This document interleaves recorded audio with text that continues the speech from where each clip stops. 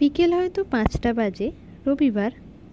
আমি যাচ্ছি এক জায়গায় ঘুরতে। ভাবলাম তোমাদেরকেও সাথে নিয়ে যাই তাহলে। এই জায়গাটা হয়তো তোমরা অনেকেই চিনবে।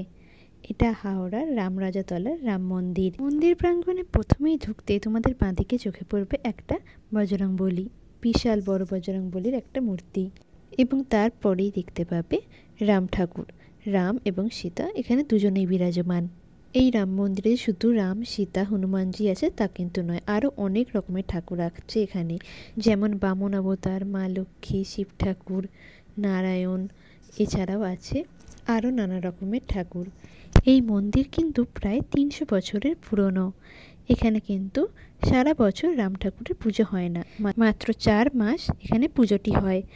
শুরু হয় রামনবমীর দিন থেকে আর শেষ হয় শ্রাবণ মাসের শেষ রবিবারে। এখানে মন্দির সকাল 9:30 থেকে রাত্রি 9:30 অবধি খোলা থাকে। বলতে গেলে প্রায় সারা দিনই মন্দির খোলা থাকে। তোমরা যে কোনো সময় এখানে এসে পুজো দিতে পারো। এখানে ডালা কিনতে পাওয়া যায়। এই মন্দির প্রাঙ্গণ ঘিরেই কিন্তু একটা ছোট্ট মেলা বসে। এখানে তোমরা নানা রকম সাজের জিনিস, খেলনা, এসব থেকে শুরু করে নানা রকম সাংসারিক জিনিসও কিন্তু কিনতে পাবে। এছাড়াও ব্যাগ, গোপালের জামা এসবও পাওয়া যাচ্ছে।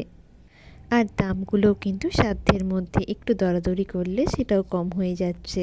তোমরা যারা এই হাওড়ায় থাকো তারা তো নিশ্চয়ই এই রামরাজাতলার রাম মন্দিরে অবশ্যই এসেছো, আর যারা এখনও আসোনি তারা কিন্তু আসতেই পারো। মন্দিরটা কিন্তু সত্যি খুবই সুন্দর। এবার বলি তোমরা এই মন্দিরে কি করে আসবে।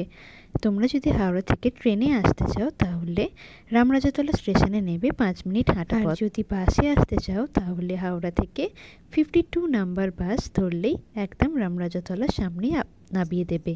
আজকের ভিডিওটা এই অবধি। ভালো লাগলে একটা লাইক করে দিও। টাটা।